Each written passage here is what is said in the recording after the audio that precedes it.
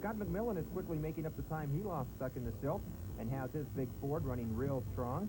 We're going to take a moment now to let you get an up-close and personal look at this racing family, the McMillins.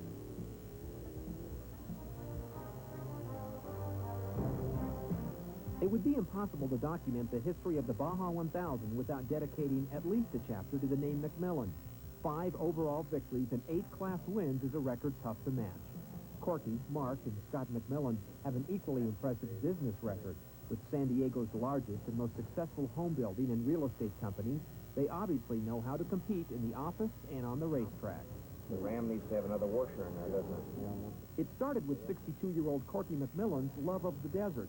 Those family weekend trips turned into a passion for racing that infected both of his sons.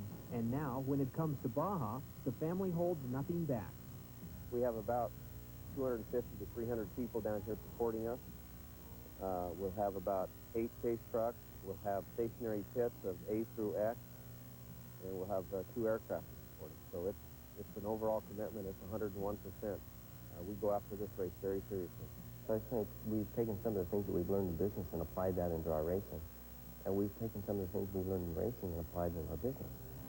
The McMillins have a state-of-the-art race shop right next to their corporate offices where the team's 2 Class 1 buggies and big Class 8 truck receive full-time attention. Corky McMillin is credited with introducing the Porsche engine to the desert, and his team continues to help shape the development of off-road technology.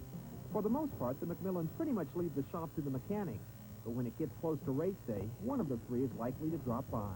How much ride adjustment would that give us when we adjust that 3/4 of an inch? The full-size truck is the newest twist in the McMillin stable, now in its 2nd full season. Scott has at times teamed with his dad in a buggy, but admits getting behind the wheel of a truck is what he really wanted. When you're in a buggy and when you're leading a race, you get the fans and all the spectators are really rooting for you and everything. But in a truck, it doesn't matter if you're first, second, or last. I mean, every time you're coming through a crowd or coming through a corner, the excitement of the crowd is just phenomenal, and I just love that. How deep does this love of off-road run? Well, another generation of McMillin racers now appears on the horizon. Scott and wife Susan say they look forward to seeing Jessica and Andy grow up around a sport they consider to be a great family activity. Nothing would please Corky McMillin more.